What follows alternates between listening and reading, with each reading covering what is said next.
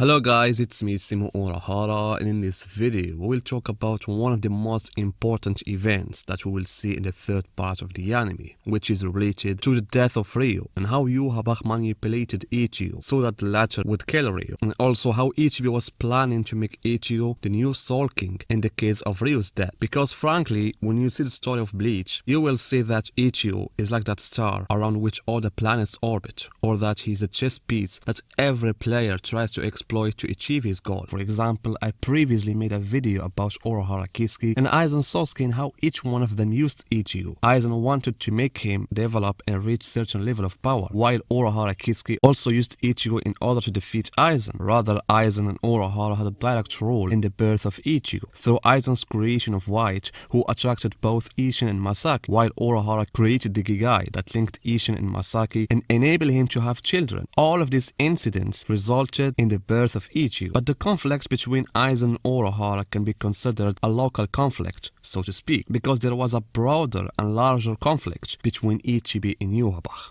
What we have seen of the battle between Ichibei and Yhwach's defeat of Ichibei and then his hidden to the place of REIO, those scenes, in my personal opinion, its time does not go back 1,000 years ago, but rather to more than 1,000,000 years, to the beginning. So it would be good to see in the third part the beginning of REIO's flashback, when Yhwach comes to eliminate REIO. I'm not saying that it has to be a complete flashback, but at least it should be the beginning of that flashback. So for this, before we get to discussing the scene and the rest of the pages, let's talk about how Yhwach and Ichibei came to use Ichigo in their own way. First of all, it can be said that the origin of the problem began with this moment, the birth of Yhwach, and the scene with which the first episode of the second part began shows greatly that REIO's gamemates are the ones who created Yhwach, so that in a way, this woman was like a vassal of that child, who was later named Yhwach. In addition, we still don't know exactly when Yhwach was born. That is, it is true that in Busby's flashback, it was said that he appeared 200 years ago. But what the story shows us is that the Quincy race has been around for a long time, than 200 years.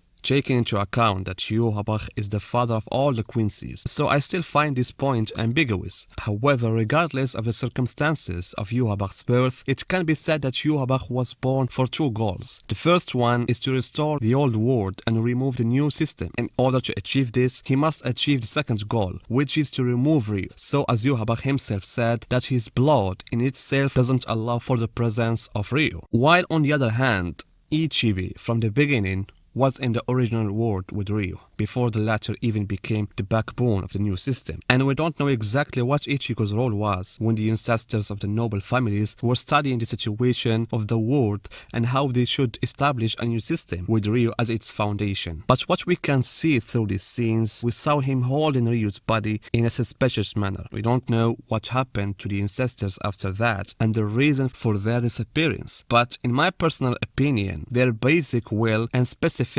the Tsuneyashiro's will to keep REIO sealed, was passed on to Ichibei, the leader of the Zero Squad, whose primary goal became to guard the king and not allow him to be removed. Of course, here I should say something. Through our reading of Ichibei's words, whether in the manga or in the novel, Ichibei's interest was not primarily focused on protecting REIO for the sake of REIO himself, but for the sake of the power that REIO has to keep the system formed by the ancestors in place. The evidence is that Ichibei was ready to find a new person to be in the place of REIO. The important thing is that I still see that there is a missing link regarding REIO's past related to Yhwach and Ichibei. And here I mean after REIO was sealed and cut off. We have a scene of Ichibei holding REIO, while we don't know whether Yhwach was born at the time or whether that happened after a long time. What we know is that Yhwach spent most of his life in the human world and have never seen REIO in his sealed state or gone to the royal palace. However, he had some information about what happened in the past, and most likely the matter will be because he has the Almighty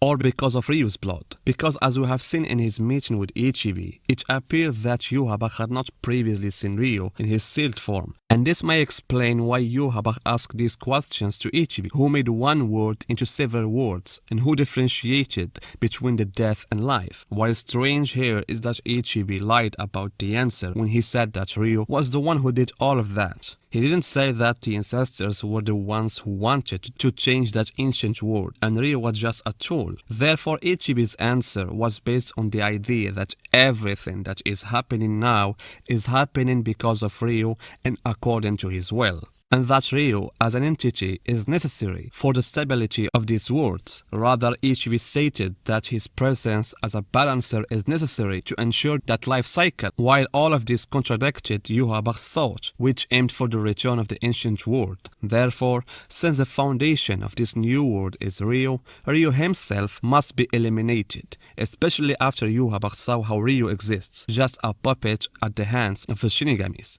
created to ensure the flow of compact in a cycle that left death on one side and life on the other. Of course, when Ichibei came to Yhwach, his intention was to remove the All Might using the left hand of the Soul King in order to ensure that the All Might of Yhwach wouldn't be used again in any possible attack on the Soul Society or even the Royal Palace. However, Yhwach without the Almighty went to the Soul Society into a war against Yamamoto and was defeated against him. Then you know the rest of the story. Yhwach waited 1,000 years for his full strength to return, including the Almighty. However, there is something mysterious about Yhwach's return, or about his goal of eliminating REIO, because after his defeat of Zero Squad and his direction towards REIO, he put the sword inside REIO and waited for Ichigo to come until the latter killed him, and then REIO officially died. And this may lead to the possibility that Yhwach was not able to kill REIO and waited for Ichigo to come so he could carry out this operation. And I'm not talking here about Ichigo coming from the Soul Society to the Royal Palace, but I'm talking about the birth of Ichigo himself and all of those battles that he fought. All of them were for this shot, because this is what Yhwach said. He said that all of Ichigo's battles, but rather the existence of Ichigo and his will is Yhwach's will to get rid of REIO. Yhwach said that everything that Ichigo was doing was to kill REIO, and that's why he waited for Ichigo to arrive until he could kill REIO.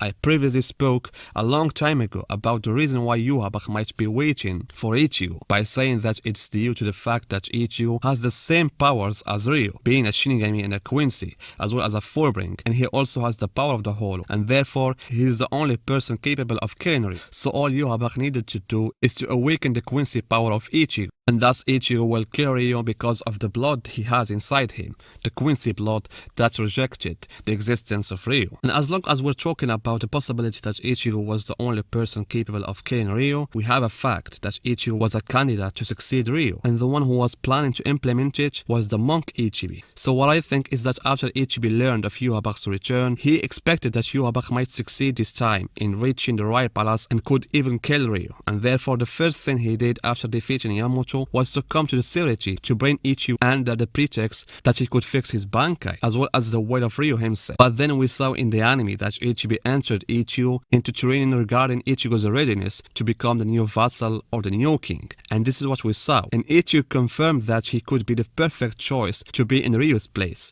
Therefore, I don't know on what basis Ichibei let Ichigo go to Yhwach and asked him to stop him, knowing in his heart that he wouldn't be able to do so, because as we have seen, Ichibei said, "Sorry human, you are not able to defeat Yhwach." And so I say, like Ichibei, I don't know if he knew it or not, but he contributed to what happened to REIO by making Ichigo turn to Yhwach, and the latter made him kill REIO. And like this, Yhwach will get rid of REIO, and also Ichibei will have a new king.